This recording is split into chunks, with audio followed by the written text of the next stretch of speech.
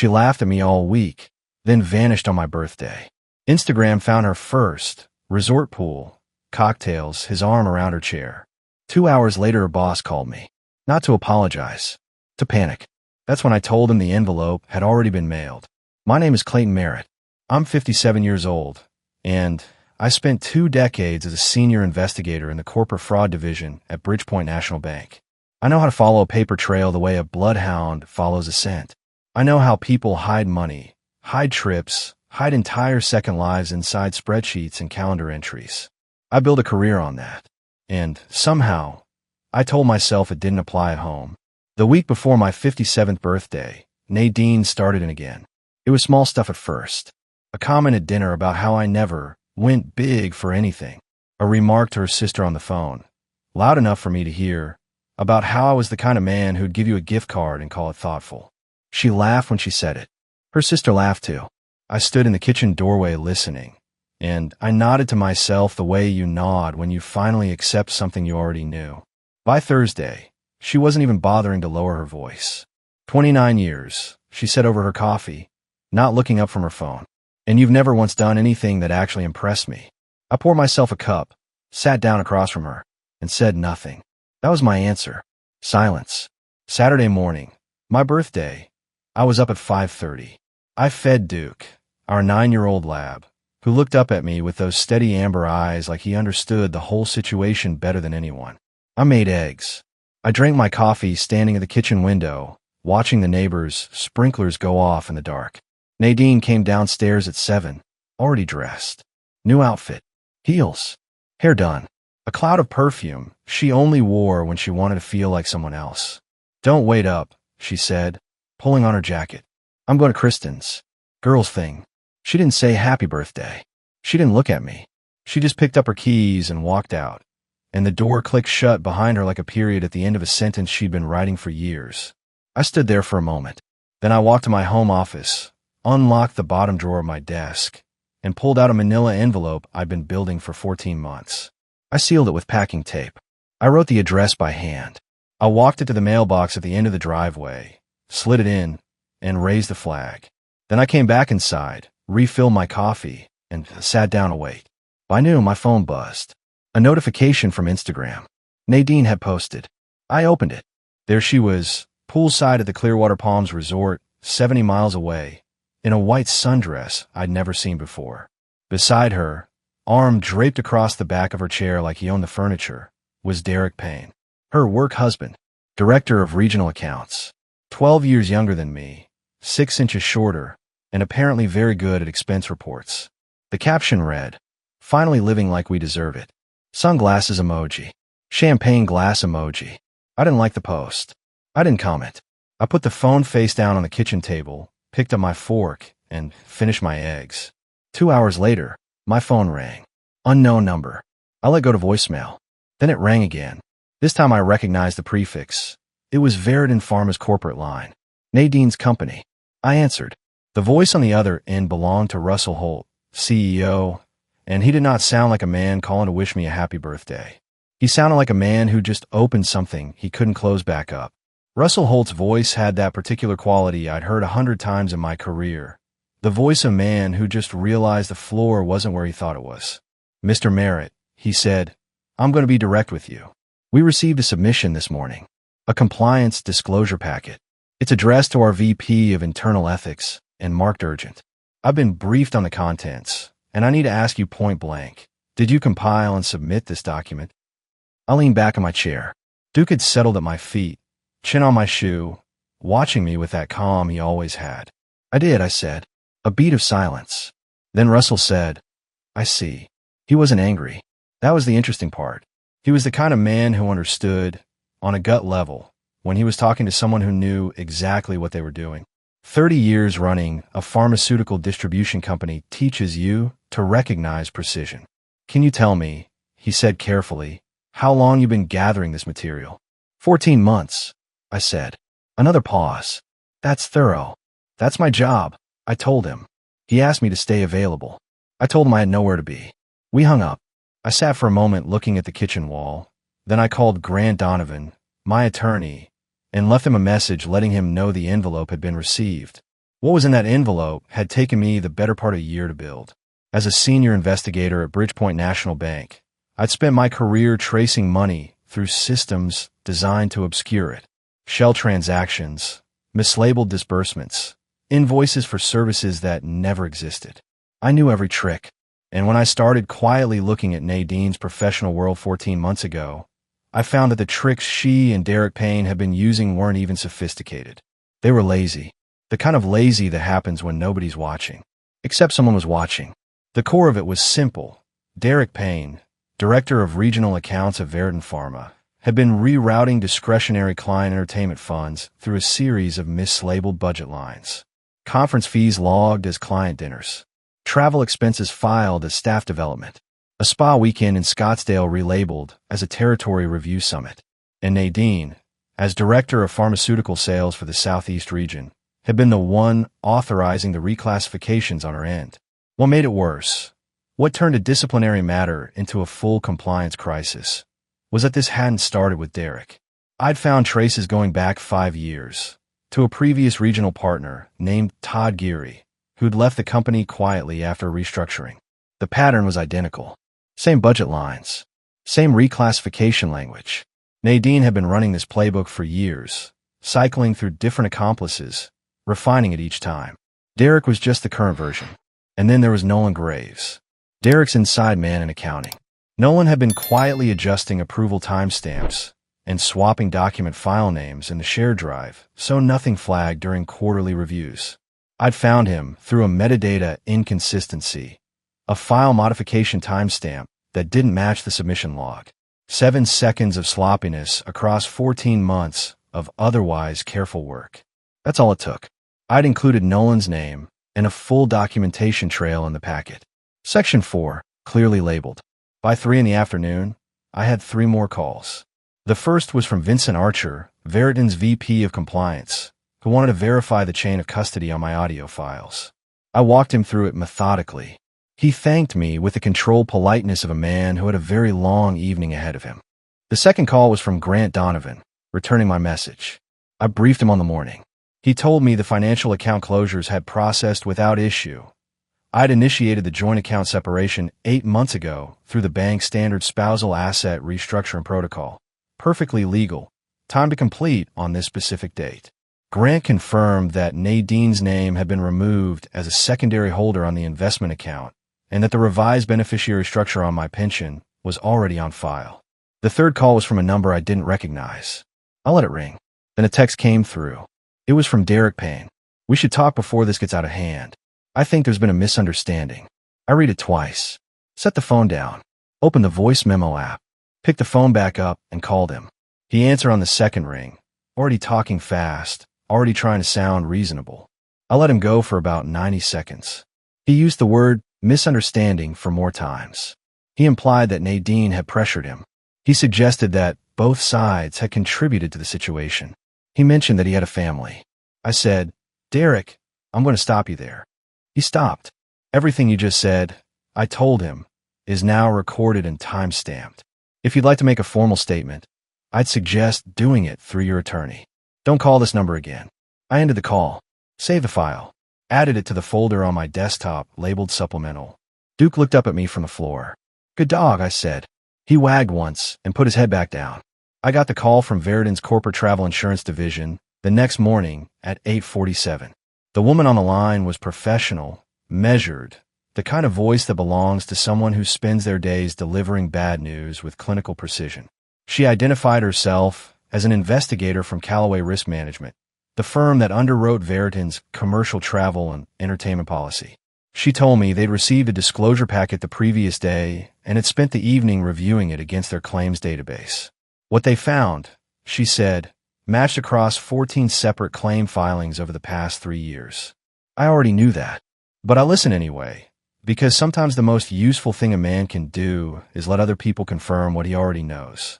After the call, I poured a second cup of coffee and pulled up the tracking app on my phone. The app was linked to the GPS tag I'd placed, legally, as it was a jointly owned vehicle, on Nadine's car 7 months ago. According to the log, her car was still at the Clearwater Palms Resort. She hadn't left. That told me she didn't know yet. Or she knew and was paralyzed. By 10:15, I had my answer. Her first call came in at 10:22. I watched the screen light up. Let go to voicemail. She called again at 10:28. Then texted, Clayton, call me right now. Then, 2 minutes later, the cards aren't working. What did you do? I set the phone face down on the desk and went to check the mail. What Nadine was discovering at that resort was something I'd engineered carefully over 8 months. Our joint checking account had been restructured under a spousal asset separation protocol. Perfectly standard, perfectly legal, that I'd initiated the previous February through Bridgepoint's own internal procedures. I knew the process inside and out. The joint investment account had been similarly restructured, with my contributions, which represented 83% of the total balance based on documented income records, moved to a separate account in my name. Her remaining portion sat in a holding account pending the divorce proceedings I'd already filed 3 weeks prior. Her platinum card, which ran through the joint account, was dead. Her backup card, also connected to joint credit, was dead. The corporate card she used for Veritan expenses was, by now, almost certainly frozen by Russell Holt's team. She was at a luxury resort with no working cards and a man who was about to face his own set of very serious problems. She called 4 more times before noon. The last one she left a voicemail. Her voice was controlled, but barely. She said she needed to talk to me, that there had been a massive misunderstanding, that whatever she'd heard, she could explain. She said the word explain 3 times. I didn't call back. What I did instead was drive 40 minutes to Grant Donovan's office and spend 2 hours reviewing the divorce filing strategy. Grant was methodical and calm, which was why I'd chosen him. He confirmed that the financial separation I'd executed was airtight. He also brought up something I hadn't anticipated. Nadine's attorney reached out this morning, Grant said, sliding a printed email across the desk. Brenda Sutton. She's filing a motion to freeze your accounts pending equitable distribution review. I read the email. On what grounds? She's claiming you acted unilaterally without disclosure. I looked up at him. I used the bank's standard spousal asset restructuring protocol. Every document was filed through proper channels. She had joint access to all account notifications. Grant nodded. I know. The motion won't hold, but it tells us something interesting. She already had an attorney ready. I said. Retained 8 months ago, Grant said. Brenda Sutton's office confirmed the engagement date when I called to introduce myself. I sat with that for a moment. Nadine had been planning this, too, just not as carefully and not as early. I'd filed 3 weeks ago. She'd retained an attorney 8 months ago and done nothing with it. That was the difference between someone who intends to act and someone who actually does. On the drive home, my phone rang. Dana Payne. I answered. Dana's voice was quiet and tight. She'd seen the Instagram post the previous day, Nadine and Derek poolside, his arm around her chair, and had spent the night making her own calls. A friend at Veritan had confirmed the compliance investigation. She'd spoken to her own attorney that morning. I just want you to know, she said, that I'm not angry at you. I think what you did took real nerve. I did what needed doing, I said. Derek called me last night trying to spin it, she said. He said Nadine had pressured him, that it wasn't what it looked like. He said the same thing to me. I told her. I recorded that conversation, if it's useful to you. A pause. It would be, she said. Yes. I'll have Grant send it to your attorney by end of day. She thanked me. We hung up. I drove the rest of the way home in silence, thinking about the kind of woman who stands up straight when everything is falling and the kind of man who helped her do it. I was in the backyard with Duke on Tuesday morning when Hazel called. My daughter was 25, a data analyst at a logistics firm in Charlotte, and the kind of person who thought in systems, cause, effect, variable, outcome. She'd always been more like me than like her mother, which I suspected Nadine had quietly resented for years. Dad, she said, and her voice had that particular steadiness that told me she'd been sitting with something difficult and had decided to say it anyway. I need to tell you something, and I need you to not make it weird. Go ahead, I said. I've known about Derek for almost a year, she said. Mom mentioned him enough times that I started doing my own digging. I'm a data analyst, Dad. Patterns aren't exactly hard for me to spot. I sat down on the back steps. Duke pressed his head against my knee. I know, I said. I know you knew. A pause. You knew I knew. I figured it out about 4 months ago, I said. The way you stopped asking about your mother's work trips. The way you changed the subject when Derek's name came up at Christmas. She was quiet for a moment. Then, I didn't know how to tell you. You didn't have to, I said. You were in a position nobody should be in. I don't hold that against you. What Hazel didn't know, not fully, was how much she'd already helped me without realizing it. 7 months ago, she'd been home for a long weekend and had spent an evening at my desk helping me learn a new data visualization tool for work. In the process, she'd shown me how to cross-reference large document sets for duplicate metadata patterns. She thought she was teaching her technologically cautious father a new professional skill. What she was actually doing was giving me the method I used to identify Nolan Graves. I hadn't told her that. I wasn't sure I needed to. But sitting on those back steps, I decided she deserved to know she'd been part of something that mattered. When I told her, she was silent for a long moment. Then she let out a breath that was halfway between a laugh and something else entirely. So, I helped you build a case, she said. You gave me the method, I said. The rest was mine. Does Evan know any of this? Not yet, I said. And that's going to be a harder conversation. It was. I called Evan that evening. My son was 28, working in product development at a tech firm in Denver, and he'd always had his mother's instinct for narrative. He heard the story he wanted to hear and built his interpretation around it. When I told him what had happened, what I'd documented, what had been filed, his first response wasn't shock. It was suspicion. Dad, this sounds like you've been planning this for a long time, he said. That's not exactly normal behavior. Neither is what your mother was doing, I said. I'm not defending her, he said quickly. I'm just saying, recording people, filing packets, restructuring accounts, that's a lot. It is, I agreed. It's also what the situation required. He didn't have much to say to that. We ended the call on uneasy terms. 2 days later, the uneasy terms got worse. Evan posted on Instagram a vague but pointed caption about control and manipulation and not everything being what it seems. His followers were mostly friends and colleagues, but the implication was clear enough to anyone who knew the context. I read the post once, then called Hazel. I saw it, she said before I could speak. Leave it, I said. He'll figure it out. He always does eventually, she said. He's just slower than he thinks he is.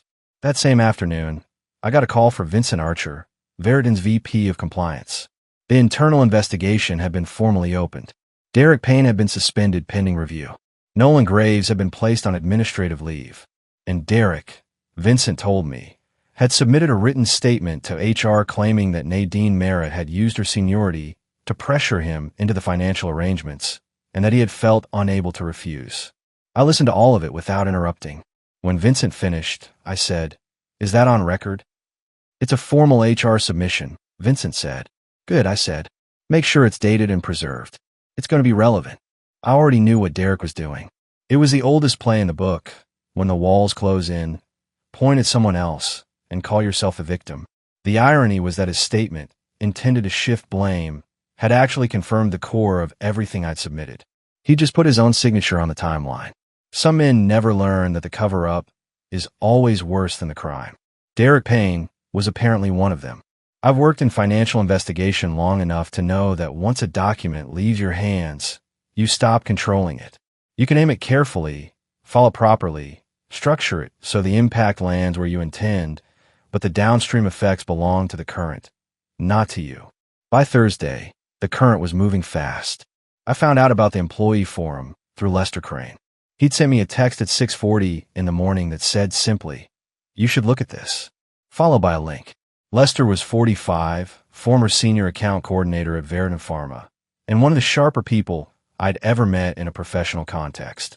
Nadine had pushed him out 18 months ago during a departmental restructuring she'd engineered, what she called a strategic reallocation of talent resources, what Lester had called getting walked to the door because he'd flagged an expense irregularity she didn't want flagged. We'd been introduced through a mutual contact 7 months after that. He'd shared what he knew. I'd incorporated it, properly attributed, into the documentation I sent to Veridan. The forum he'd linked was an off-site message board. Not official Veridan property, technically unaffiliated, the kind of platform HR departments pretend doesn't exist, and employees used to say the things they won't put in writing anywhere traceable. The top thread had been live for 14 hours. The title, Director of Sales. Remember the name. I read through it on my laptop over coffee. It was not kind. Screenshots of Nadine's Instagram posts. The resort photo, the champagne, the caption about deserving it, alongside printed excerpts from what appeared to be internal expense logs. Someone had done their own digging, or had access I didn't know about. The thread had over 240 replies. Several came from people I recognized by username, from Lester's descriptions. A few came from names I didn't recognize at all. Near the bottom, one post stopped me. The username was inactive. No profile photo. No post history beyond this single entry. The text read, "She told me I lack the polish to represent the brand. Some of us just represent something different." I knew who that was. Todd Geary, the regional partner who'd left Veriton 5 years ago when Nadine had quietly dismantled his role in the same restructuring playbook she'd later used on Lester. He'd never said a public word about it. Until now. I texted Lester. "Geary's on the thread." Lester replied within 30 seconds. "I saw." He waited a long time. "Some men do," I typed back. "Doesn't make them wrong." I closed the laptop and called Grant. I wanted to make sure the forum activity didn't complicate our legal position. Grant confirmed it didn't. The thread contained no material from my submission, and anything posted there was independent third-party commentary. Our filings were clean. That afternoon, Nadine finally came home. I heard the car in the driveway at 2:15. I was at my desk. Duke lifted his head, listened, then put it back down. I didn't move. She came through the front door without knocking, which was still technically her right since the divorce hadn't been finalized. I heard her set her bag down in the hall, heard the deliberate click of her heels on the tile. Then she appeared in the doorway of my office. She looked composed.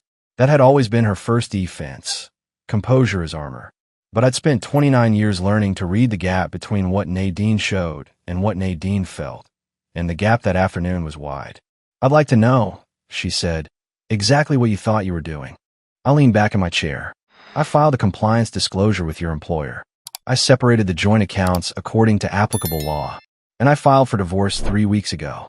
Your attorney has the paperwork." Her jaw tightened slightly. "You had no right to go to my company. Your company's ethics policy," I said, "gives any individual with documented evidence of financial misconduct the right to submit a formal disclosure.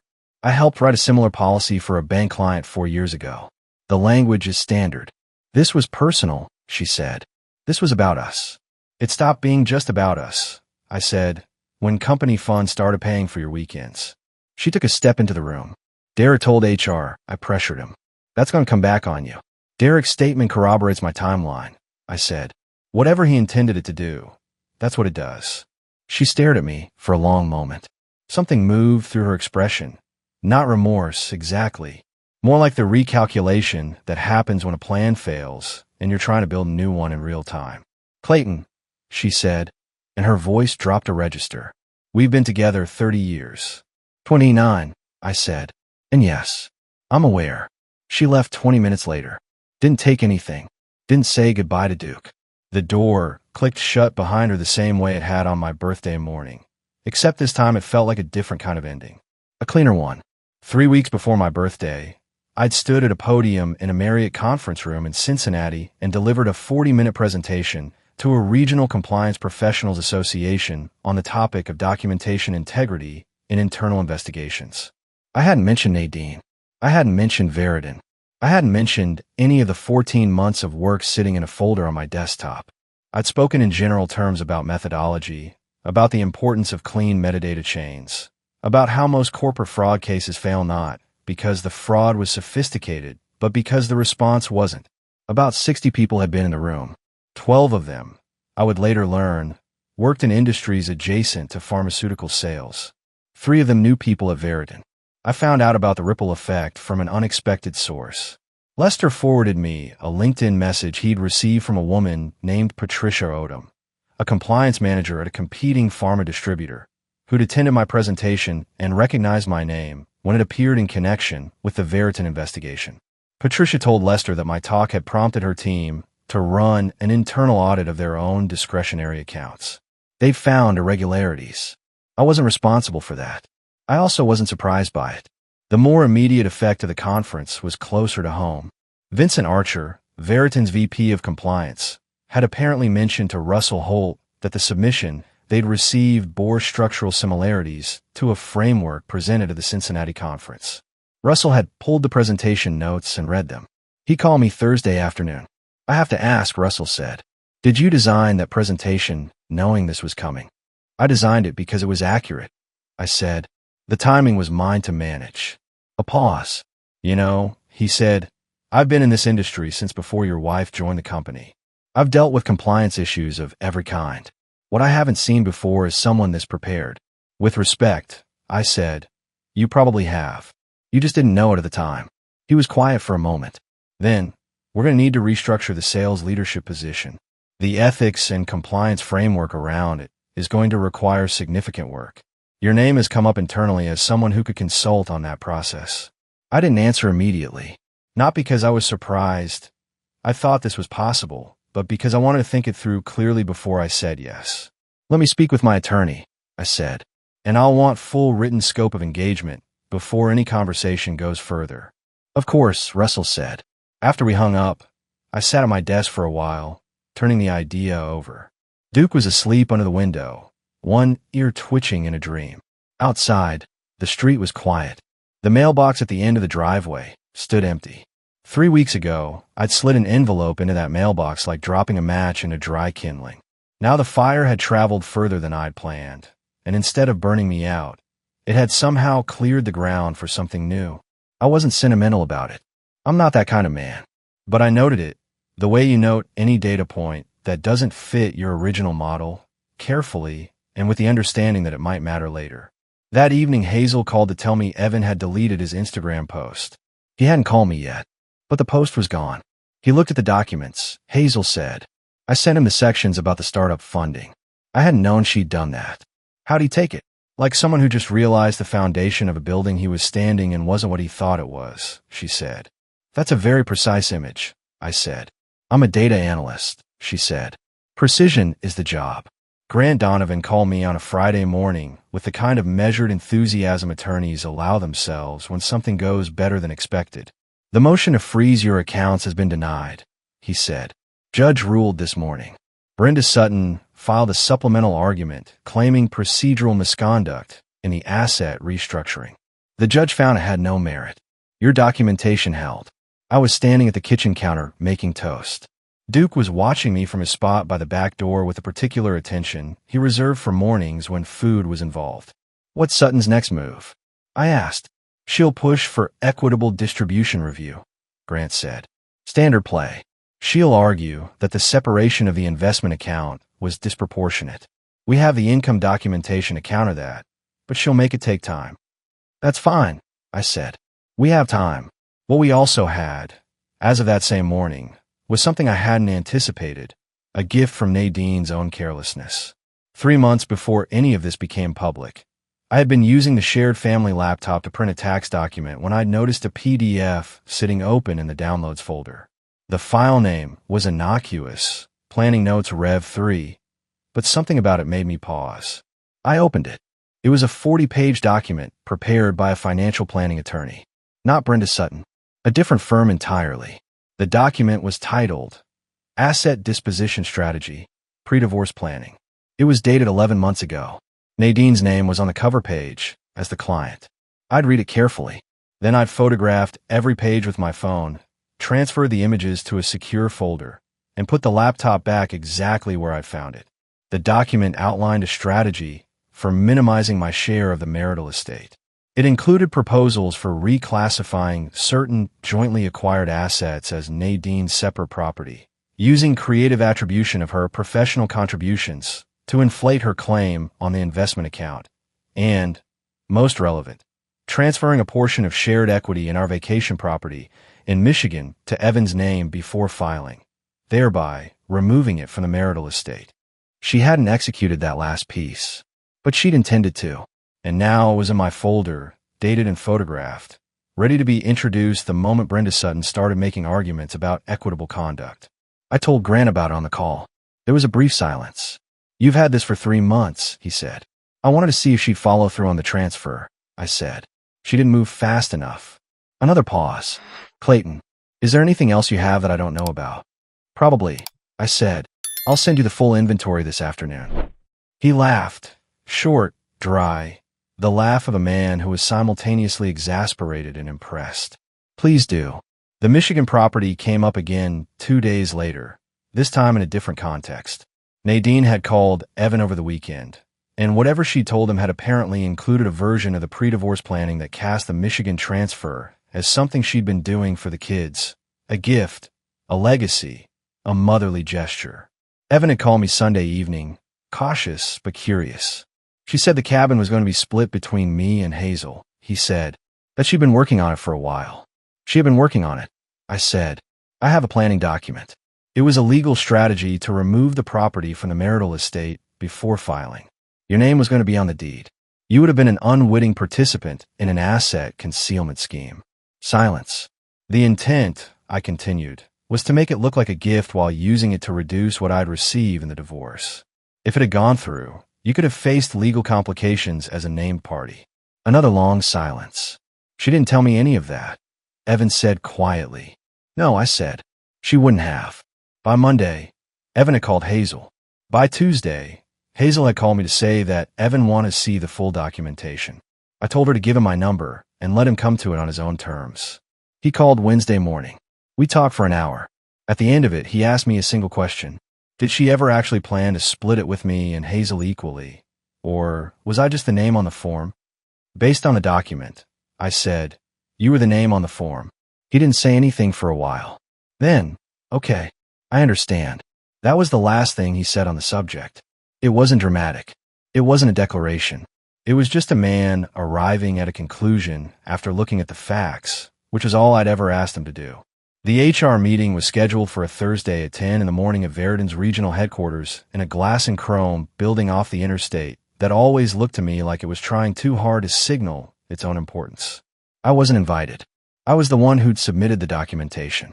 My role was done, but Grant had arranged for me to be available by phone if any clarification was needed on specific sections of the packet, and Vincent Archer had confirmed the previous day that the investigation had reached a stage where the formal disciplinary meetings were imminent. Nadine walked into that building at 9:58, according to the security log Vincent later shared with me. She walked in the way she always walked into professional spaces, shoulders back, chin level, the projection of a woman who belonged there and knew it. Whatever she felt underneath that projection, she'd learned decades ago not to let it show on the approach. The room held Russell Holt, Vincent Archer, a woman named Patricia from the corporate legal team, and an HR director named Carl Whitfield. No familiar faces. No one who owed her a favor. No one who'd been charmed by her over a client dinner or a conference cocktail hour. What followed, as Carl later summarized to Vincent, who later summarized to me, was a meeting that lasted 1 hour and 17 minutes. Nadine opened by asserting that the investigation was procedurally improper and that the documentation had been compiled through an invasion of her professional privacy. Russell responded by placing the signed ethics disclosure form, the one she had personally acknowledged when she joined the company, on the table in front of her.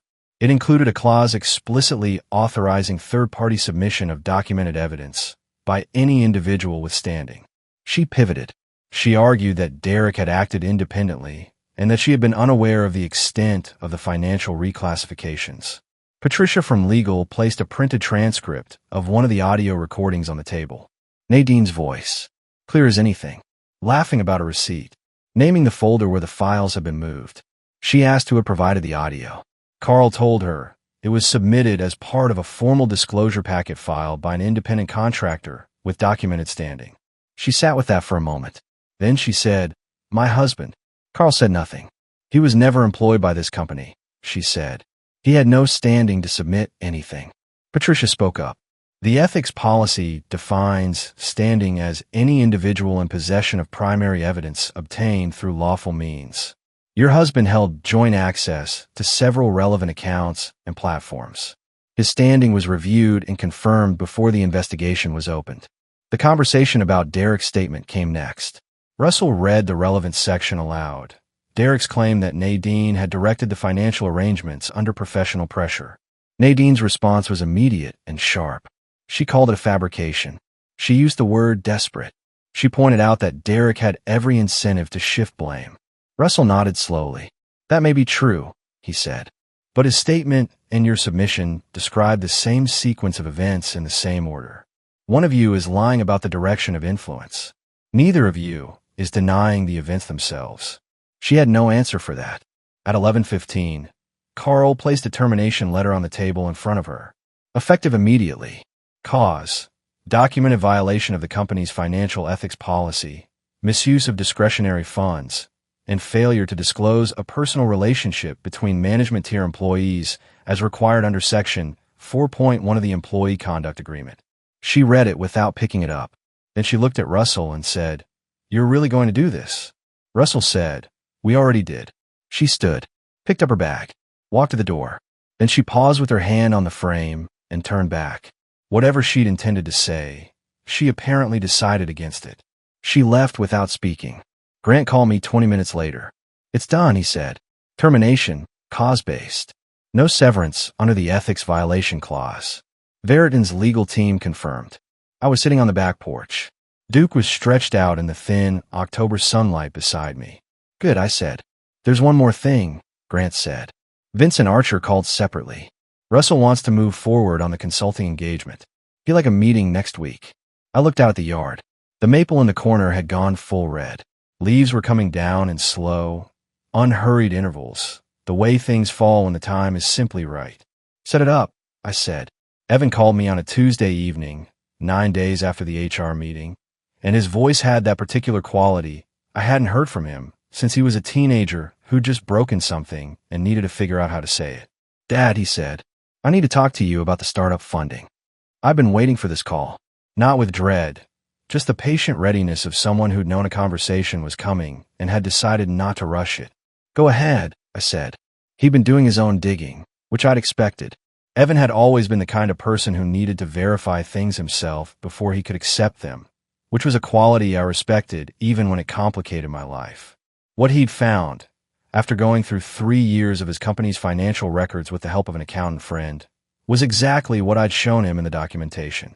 3 separate transfers, totaling $61,000, had moved from a Veriton discretionary account into a consulting entity that had, in turn, made strategic advisory payments to the early-stage tech fund where Evan's startup had its seed investment. The money had passed through 2 layers before touching anything with his name on it. Clean on the surface. Traceable if you knew where to look. "I didn't know," Evan said. "I know you didn't," I said. "But I benefited from it," he said. "You did," I agreed. "That's the part that matters legally."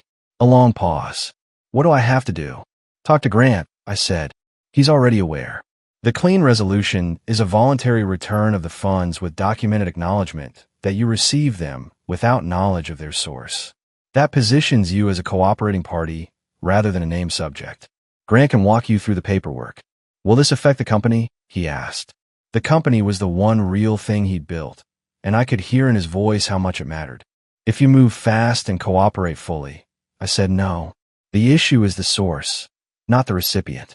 You're downstream of the problem. That's not the same as being the problem." He was quiet for a moment. Then, I posted that thing on Instagram. About control and manipulation. "I know. I didn't have the full picture," he said. "No," I said. "You didn't. I should have called you before I posted anything," he said. "Yes," I said simply. "You should have." I didn't soften it. He didn't need me to soften it. What he needed was for me to be straight with him, which was what I'd always tried to be, even when it was easier not to. He called Grant the next morning. By Friday, the voluntary restitution documentation was drafted. Evan signed it, returned the funds through proper channels, and received a written acknowledgement from Veriton's legal team confirming his status as a non-culpable downstream recipient. The matter was closed as far as he was concerned. The day after Evan signed the papers, he drove from Denver to stay with me for a long weekend. He didn't say much when he arrived, just put his bag in the guest room, came downstairs, and helped me stack firewood on the back porch for 2 hours without being asked. Duke approved of the visit immediately and refused to leave Evan's side for the entire weekend. On Saturday evening, we sat on the back porch with 2 mugs of coffee and watched the last of the daylight leave the yard. The maple had dropped most of its leaves by then. The yard was covered in red and gold, and neither of us was in any hurry to talk. Eventually, Evan said, "She was going to put my name on that deed and never tell me what it meant." "That's what the document shows," I said. He turned his mug in both hands. You knew about the startup funding when I posted that thing. You didn't say anything. I wanted you to come to it yourself, I said. He nodded slowly. That's a patient way to do things. It's the only way I know, I said. He stayed through Sunday. When he left Monday morning, he shook my hand at the door, firmly, the way men do when they mean it, and said, I'm sorry it took me this long, Dad. You got here, I said. That's what counts. The divorce was finalized on a Wednesday in late November, 4 months and 11 days after I'd walked that envelope to the mailbox on my birthday morning. Grant and I sat on one side of a long conference table. Brenda Sutton and Nadine sat on the other. The mediator was a retired judge named Patricia Callahan, who had the kind of calm that comes from having seen every variety of human conflict and emerging unimpressed by all of them. Nadine looked composed. I'll give her that, even now. She sat straight, hands folded, a woman who'd built her entire professional identity on projection and wasn't going to abandon it in a conference room. But the numbers on the table didn't care about projection. The investment account had been separated along documented contribution lines. 83% to me, 17% to her, based on income records going back to the account's opening. Brenda had fought it. Patricia had reviewed the documentation and ruled it appropriate. The Michigan cabin, the one Nadine had planned to transfer to Evan's name, was determined to be a jointly acquired marital asset, split equally. My half was assigned to Evan and Hazel through a transfer I initiated immediately after the finalization. Nadine's half went to a holding trust pending her decision. Her attorney had already indicated she intended to sell. The pre-divorce planning document, the 43-page strategy memo from Nadine's other attorney, had been introduced during mediation as evidence of intent to conceal. Patricia had noted it in her record. Brenda had objected strenuously. The objection was noted and overruled. Nadine's severance from Veriton had been voided under the ethics violation clause, which she'd signed and acknowledged when she joined the company. Her stock options, 3 years of vested equity, had been canceled under the same clause. Her IRS filing for the previous 2 years was under review, because 4 of the reclassified corporate expenditures had passed through structures that intersected with her personal tax returns. Her accountant was dealing with that, presumably not happily. When the finalization was complete, Nadine stood, picked up her bag, and looked at me across the table for a long moment. You planned this for a very long time, she said. You gave me a very long time to plan, I said. She left without responding. On the drive home, I called Hazel. She answered on the second ring. It's done, I said. Good, she said. And then, after a pause, how do you feel? I thought about it honestly. Outside the car window, the highway ran straight and gray through bare November trees. The sky was low and white, the kind that promises snow before evening. Like a man who did what needed to be done, I said, and is ready to do the next thing. 3 months later, I accepted a formal consulting engagement with Veriton Pharma as a compliance architecture advisor. The scope was narrow and fully disclosed. I had no operational authority, no access to personnel records, and no involvement in any proceedings still connected to Nadine. What I had was a mandate to review their discretionary fund oversight framework and recommend structural changes that would prevent the same vulnerabilities from being exploited again. I spent 4 months on it. The final report ran 81 pages. Russell Hull called it the most useful document his compliance team had ever received and asked if I'd consider a second engagement reviewing their vendor ethics protocols. I told him I'd think about it. I was already thinking about it. Grant called the following week with one last piece of news. Brenda Sutton had submitted a final inquiry on Nadine's behalf, asking whether I'd be willing to waive the IRS referral in exchange for a clean settlement signature on one outstanding property item. I asked Grant what he recommended. The IRS referral was made by Veriton's legal team, Grant said. It's not yours to waive. That's what I thought, I said. Tell her we can't help. Duke was asleep under my desk when I hung up. Hazel was coming for Christmas. Evan had called twice that week just to check in, something he hadn't done in years. Outside, the first real snow of December was coming down soft and steady, covering the yard, the driveway, the mailbox at the end of the walk. That mailbox. I looked at it for a long moment through the window.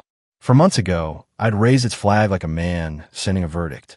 Now it just stood there, ordinary and quiet, doing what it was built to do. Some things don't need a monument. They just need to work.